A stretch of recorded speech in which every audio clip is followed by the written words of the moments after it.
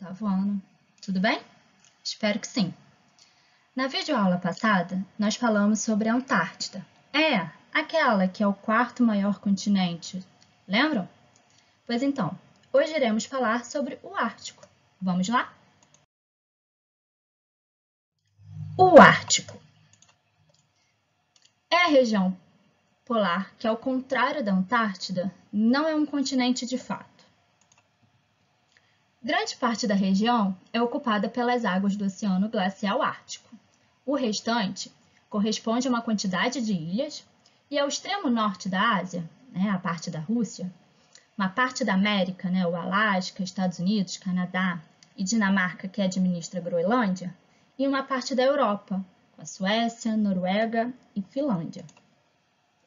O Oceano Glacial Ártico passa a maior parte do ano congelado, o que vai dificultar as atividades pesqueiras e o transporte marítimo. É comum serem encontrados nessas regiões as banquisas, que é a água em estado sólido originada do congelamento dos oceanos, e também os icebergs, aqueles blocos congelados de águas que se deslocam em direção ao sul. Diferente da Antártida, o Ártico tem população nativa. Tem os Inuites, que são os esquimós. Eles ocupam a área entre a Groenlândia e o Estreito de Bering. Tem os Samoiedos, que ocupam a região da Sibéria. Tem os Apões, que ocupam algumas áreas da Península Escandinava.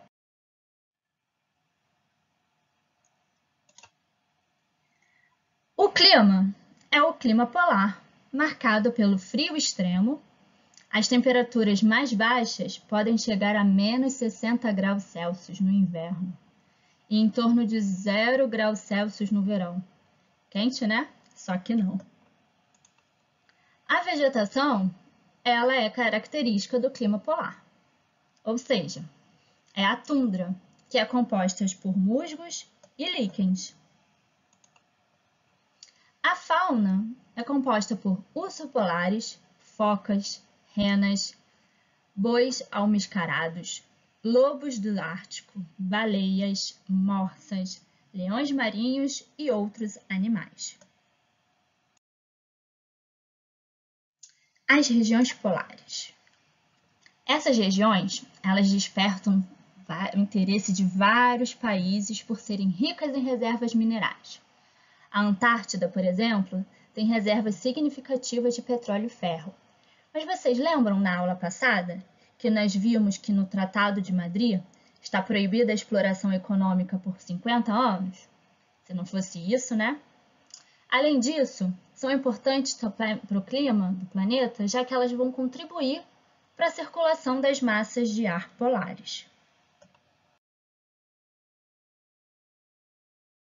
De aquecimento global?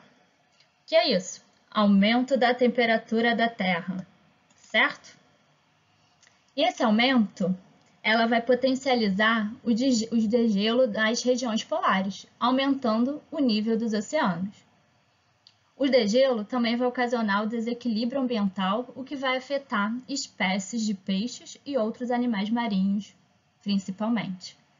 Lembrem que aumentando o nível dos oceanos, podem haver lugares que vão ficar submersos. É só ver o que aconteceu na Itália, O nível aumentou e a cidade ficou totalmente inundada.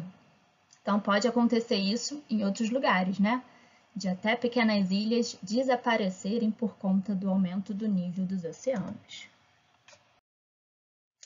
Bem, turma, finalizamos hoje a unidade 3 com esses slides.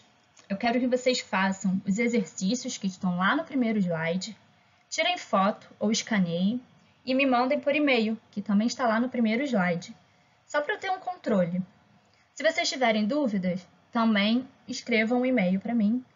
Mas não se esqueçam de colocar o nome e a turma, tá? Bem, até a próxima, pessoal!